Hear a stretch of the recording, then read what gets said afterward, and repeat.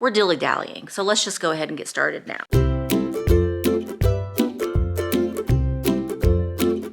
Hello, and it is the day after my live sale. So I thought that I might just do a little bit of a vlog, do a little bit of the shipping, and kind of let you know what all goes into the day after a live sale. Now, during the live sale, I sell about 65 to 70 items in a couple hours time, which means the next day I have, well, all of those things to ship.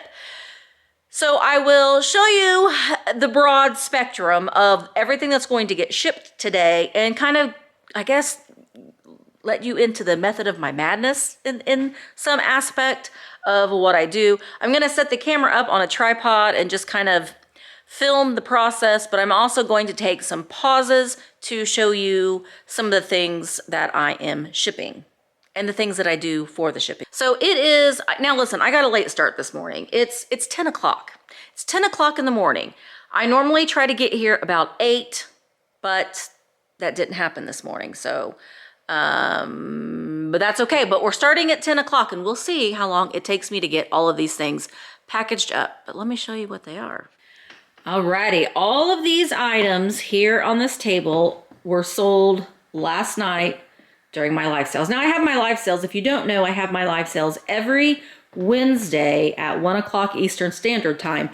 However, this sale was on Friday because I switched places with Jeffrey from Real Nifty Vintage. He normally has his sales on Friday nights, but we just swapped. So that's what we did. But all of these things will be packaged up. So these are some extra items that were purchased from some of the hauls that I have done. And so these things also will get shipped today. Also today, I'm going to try to squeeze in a haul video. I have a haul video that I need to film that will be going up next week. So I'm gonna try to get all this shipping done and I'm gonna try to film a haul video. And I'm gonna be vlogging my shipping. So it's gonna be a day, but we're gonna get it done.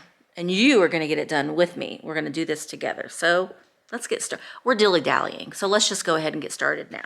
All right, the first thing that I'm gonna talk about are linens.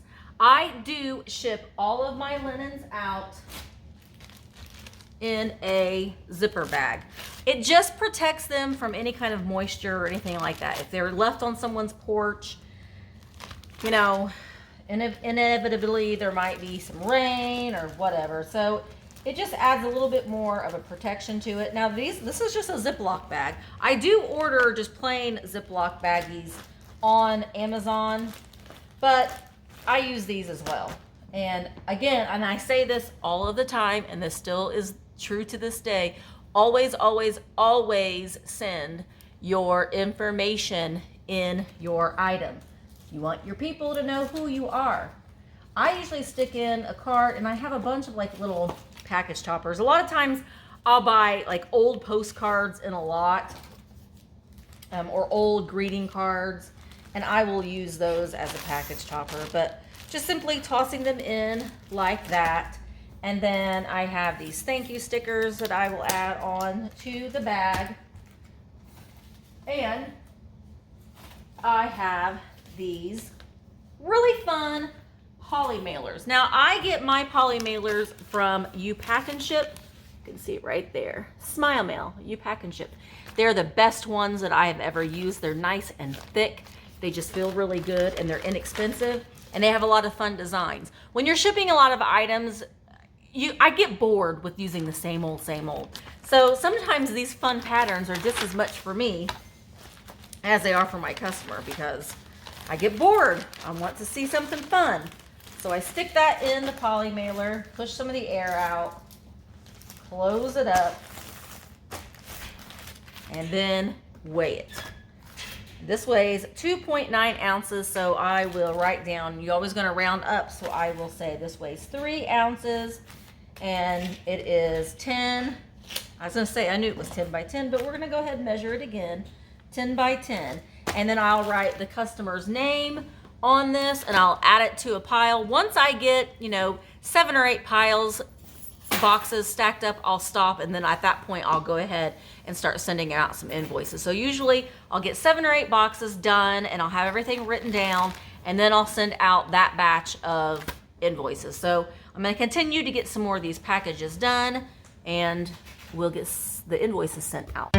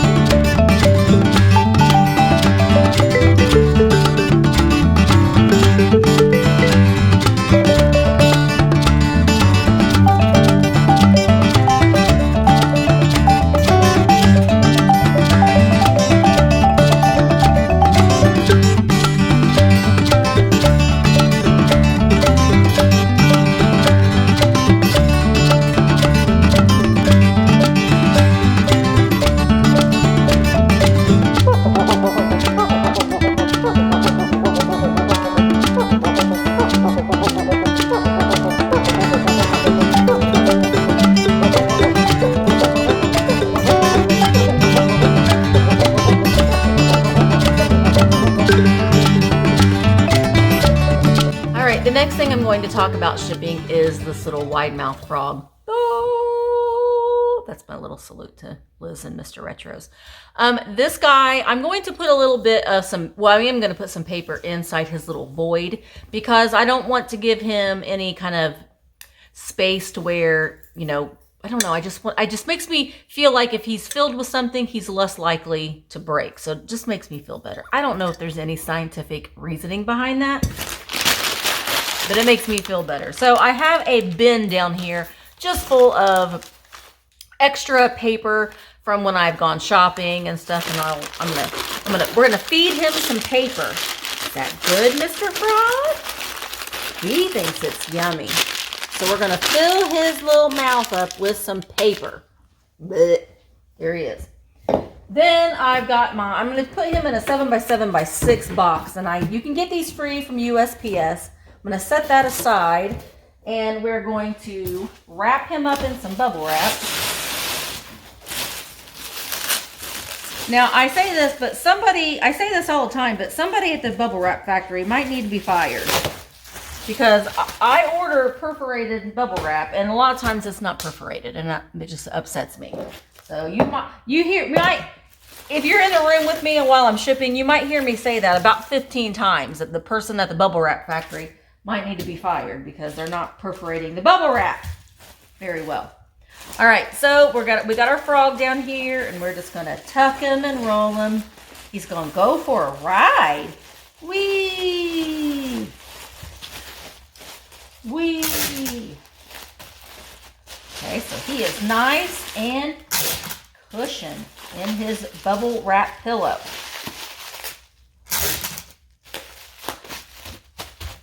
Here we go. And he's kind of an odd shape, so I'm just gonna put some tulle around him. I'm not gonna wrap him in tissue paper. We're gonna put some tulle around him, and we're gonna grab a card, and we're gonna grab a postcard. We're gonna tuck that on there. I'm gonna trim this a little bit to make it look a little bit nicer. Now he's ready to go in his box. I buy these big sheets of paper in bulk on Amazon. Now I know, let's move you up a little bit. There we go. I know that I can probably get paper from, people have said you can call the paper office and maybe get the end of the rolls at the end of the day. I don't know, but this is just easier for me. I just order it on Amazon. It lasts me a long time. So I'll just use paper, put some paper in the bottom. Actually, I'm going to use some of my scrap paper I have over here first. Then I will put our little froggy in there. some more paper, and I'm gonna wrap some paper on the sides too. So our frog is not going to be touching the sides, you know, with his bubble wrap. I'm gonna have paper all the way around it. So he's nice and cradled in. Okay, then we're gonna tape up the box.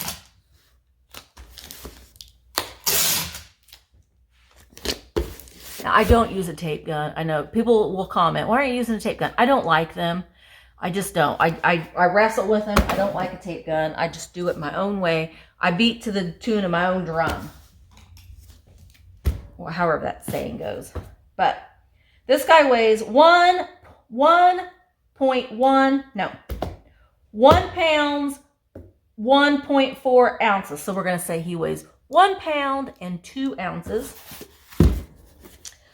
1.2, and this is a 7 by 7 by 6, and I'll write the customer's name on the box, and it'll be good to go. Now, I do get questions a lot about, Misty, how do you know what to charge your customers for shipping?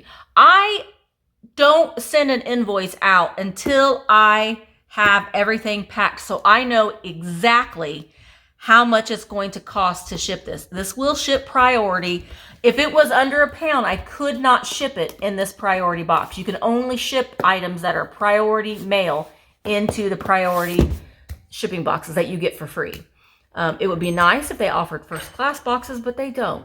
So you can only ship things that weigh under a pound in, you know, a non-priority box. But I use a program called Pirate Ship.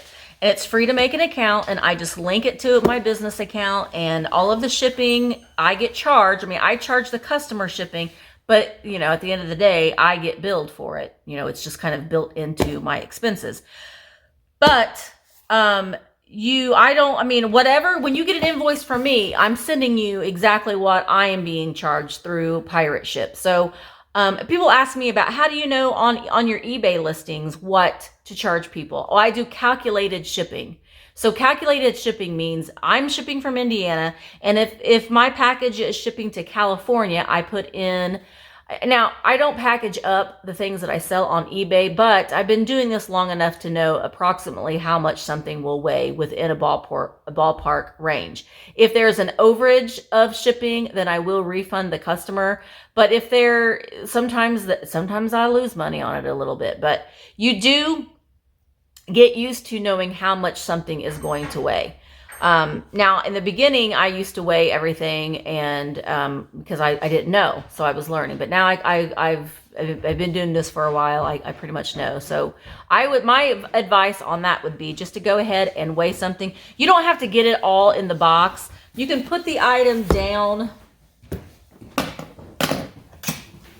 You can put the item down on your scale, grab a box, and lay that on the scale as well.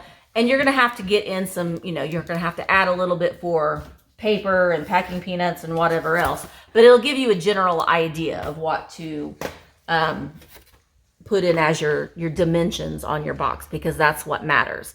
Where you're shipping it from, the distance that it's going, and the dimensions of the box and the weight of the box. So all of those things do matter when you're doing calculated shipping. So I do get asked that question a lot, and I hope that clarifies it a little bit. But when you're shipping through eBay, you're going to ship through eBay and use eBay shipping services, but you need to put in your box dimensions when you are shipping the box.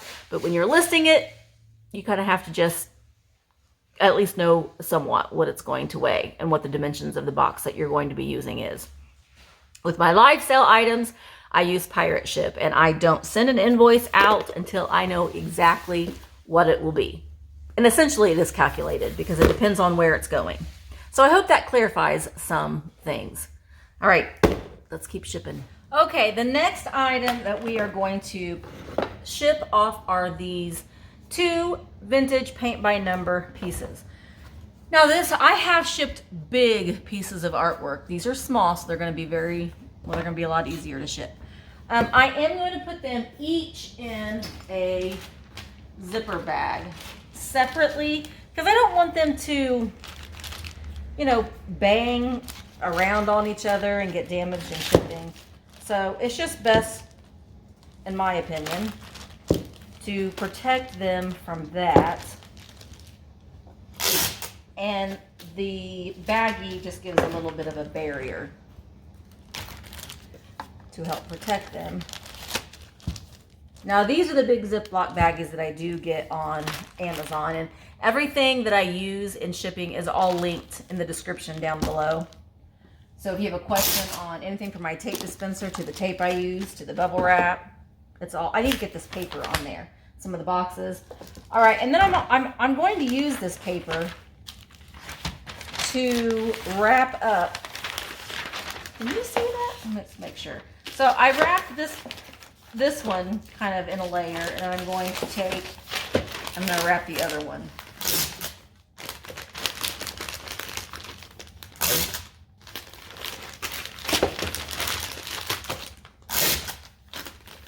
Okay, this isn't going to require bubble wrap because we've used the bags to kind of create a barrier, and they're not breakable. They're not going to break. I have a 10 by 8 or 10 by 8 by 6 box, which is a size box that I do use a lot. I'll put some paper down in there. But I will take our little package here, and I got this tool just to make it look pretty, because I like to make my packages look pretty. It isn't something that you have to do. It's just something that I enjoy to do, that I like to do. All right, so I have the paint by number wrapped in the paper with just a little tool around it. Just a little something. I have a vintage postcard and my card. I had to raise you up a little bit again. I'm sorry, you went on a little bit of a ride again, but I got my card and the postcard in there. I've already stuck a layer of paper on the bottom, on top, close up the box, tape it up. One thing too I want to remind you, something that I've learned the hard way, when you're taping your box, make sure that it's taped all the way down. Because I've gone to the post office and the tape's coming off my box and I'm like, oh no. So this is 1 pound, 5.7 ounces. So we're going to say 1 pound, 6 ounces. This is a 10 by 8 by 6 box. And I will write the customer's name on here and we will get this on its way.